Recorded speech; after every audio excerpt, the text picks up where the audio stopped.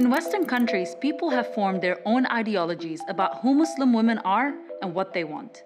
To many, Muslim women need saving, and we see it played out time and time again. So what's your take on this, Dalia? It's true. Muslim women need your help. We really do. We need to be saved, and we really wish you would give us a helping hand and speak out for us. We've been victims of oppression for far too long, and we want you to help us become free. My doubts about the full face veil were women actually choosing this, or were they submitting to some patriarchal model of modesty? But if that's the kind of help you're thinking of, you're very mistaken. So instead of trying to save us from problems that don't exist, here are a few ways you can actually help. Help by providing a space for us to pray at the workplace. We recently saw the case of Shaheen in Douala, who requested 2 5-minute prayer breaks while applying for a job, only to be faced with racial slurs. There are many stories like Shaheen's, which unfortunately don't see daylight because the victims are too ashamed to come out.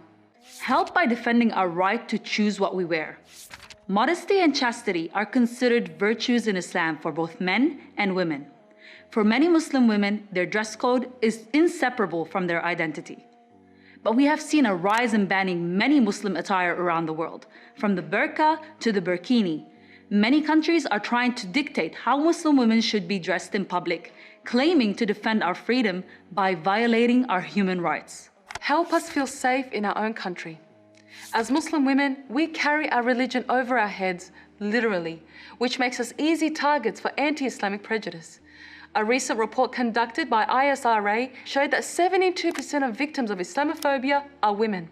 There are record numbers of racial abuse against Muslim women since 9/11. Help us to speak for ourselves and stop reinforcing the stereotypes. Right from the outside of Islamic history, female companions of the Prophet ﷺ had their own voice. Islam gave them the right to choose who they marry, the right to earn an income for themselves, while female in much of the world were still considered commodities.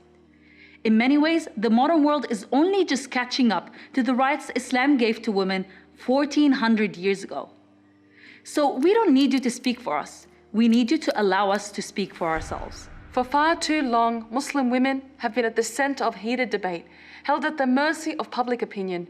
We've been labeled as victims of an oppressive religion, those that need the West to save us. The truth is, we don't need anyone to save us from our religion, nor our own identities. However, what we do need is for society to respect our choices, move past our outer appearances, and allow us to be accepted for who we are, despite our differences.